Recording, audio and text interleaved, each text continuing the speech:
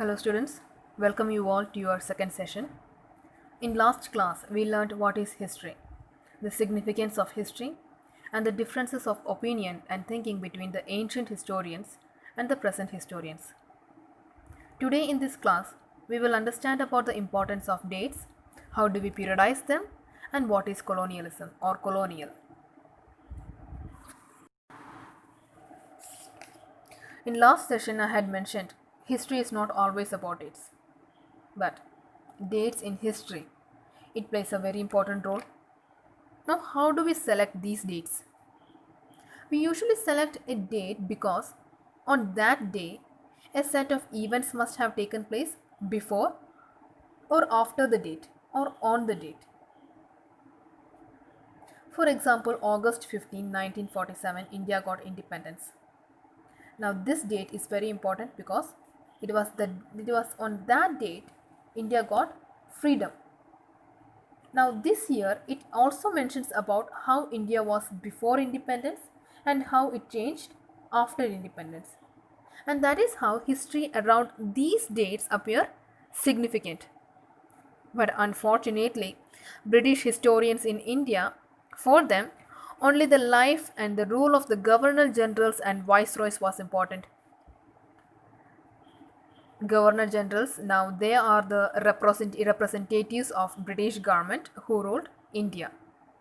So, our first Governor General was Warren Hastings, and the last Viceroy was Lord Mountbatten.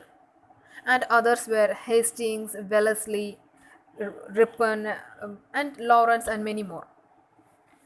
So, the British historians they had mentioned only about the life of governor generals, viceroys, their activities, achievements. Nothing outside their life seemed important to them, and these historians they completely failed to mention about the Indian society, different groups of Indian society, different classes of Indian society. They had not mentioned anything about them.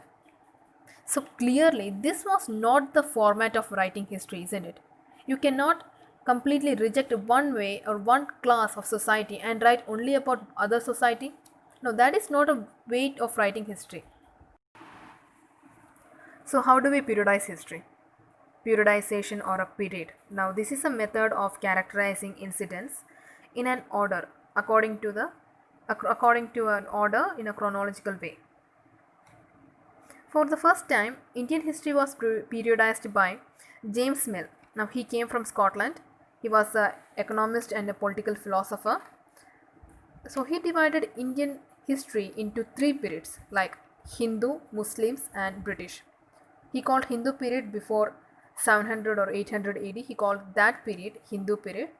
After that, he called Muslim period after 800 and before the British rule. And finally, the Britishers who ruled India. Now, this man he had many wrong concepts and notions about Indian history too. He considered all the Asian societies were a lower level compared to the Europe. Asian societies like Chinese, Indians, Japanese, and many more. He considered all of them uncivilized compared to those of Europe. He even called Hindu and Muslim rulers bad rulers, despotic rulers, and said that there was no religious tolerance in our country and called many of us superstitious. According to him, only the European manners, European way of arts, European institution and laws was right, and he wanted Indians to follow them so that we can become happy and enlightened. Now this man he had so much of wrong concepts and ideas.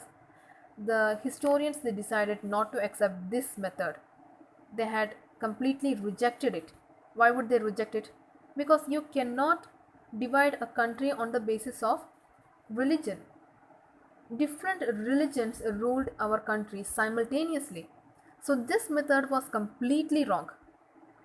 And after that came another way of periodization like ancient, medieval, and modern. It was a little bit okay compared to the James Mills periodization. But wait, the final was modern. Now they considered modern for the British. The British rule was considered as modern. But what is what is the character? What are the characteristics of the modern? In a modern society, there is science, there is freedom, there is liberty, there is democracy. But where was all these things during the rule of British? Did we have liberty? Did we have freedom? Was there science and technology? No. Then how can we call this rule as a modern rule? So the historians, they rejected this concept and called this idea as colonial rule. They rejected the idea of modern and called it as colonial rule. And thus came the three divisions which we use today are ancient, medieval and colonial. So what is colonial or colonialism? Now this is a way of controlling or governing a country by another country for their benefits. A colonial country, they try to establish their power over another country by force, and they plunder their wealth so that they can become very rich. Now here, British was the colonial country and India was its colony. They came to India, they controlled us, they established their power over the Rajas and Nawabs of our country. Then they started to change our economy, our society, political ways, our customs and practices. They tried to change everything. And finally, what did they do? They looted this country completely for their benefits. Now, this is what a colonial countries do. Not just Britishers, all the colonists like French, Germans, Portuguese, Dutch, they also colonized many countries in different places. And this is what they all did in their countries, in their places, in their colonies. So that is all for today. All of you go through your chapters very well. In case you have any doubts, do ask me. And before we start our next class, I want all of you to submit me your homework. Your questions are: define history. What did British historians in India write about? Who is James Mill? What is the name of his book? And how did he divide Indian history? The periodization of Indian history into ancient, medieval and modern has its own problems. And what are these problems?